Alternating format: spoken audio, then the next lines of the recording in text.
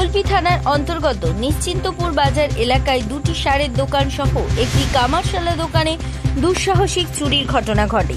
রাতের অন্ধকারে জানলা এবং টিন কেটে প্রায় লক্ষাধিক টাকা চুরি করে নিয়ে যায় দুষ্কৃতীরা।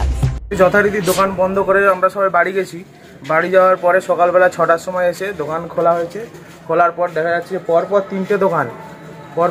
তিনটে দোকানে চুরি হয়েছে এবং কোনোটা খোলা উল্টে, কোনোটা টিন কেটে, আমাদেরটা জানলার রড বাঁকিয়ে চুরি করেছে।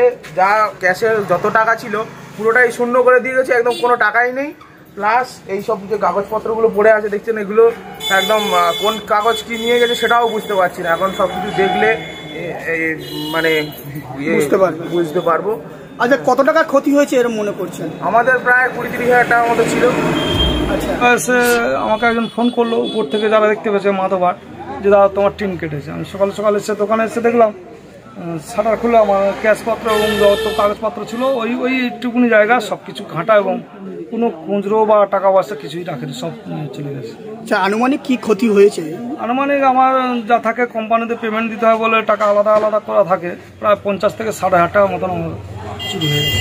চুরি হয়ে গেছে দীর্ঘ, আমার বারবার আজকে কত বলবো 12 বার আমার দোকান চুরি হয়েছে। আমার পাশের দোকানে একটা কামার দোকান আছে, ওইখানটা নিত্য নতুন বাইরের লোক এসে ওই দোকানে সকাল থেকে রাত 10টা-11টা পর্যন্ত মদ গাঁজা এনটা খায়, এবার পাশাপাশি থাকে। এবার চুরিটা কে করে এবার মনে হয় যে কি বাইরে রাস্তার লোক এসে চুরি করে। আপনি সন্দেহ করছেন যে পাশের দোকান থেকে এটা হয়েছে? হ্যাঁ, পাশের দোকান থেকে ছাড়া অন্য কেউ চুরি করবে না। দীর্ঘদিন ধরে আমার হচ্ছে ওই এক সাইড। আমি অনেকবার বারণ করছি, ওরা কোথায় শুনে। এখানে কি ধরনের আড্ডা চলে? এটা গাঁজা খাওয়া হয়, মদ খাওয়া হয়, এইরকম সব চলে ওই দোকানে। ঘটনায় তদন্ত শুরু করেছে কুলপি থানার পুলিশ। চুরির ঘটনায় চাঞ্চল্য ছড়ায় গোটা এলাকায়। নিশ্চিন্তপুর থেকে গোপী কিশোর, জেলার বার্তা।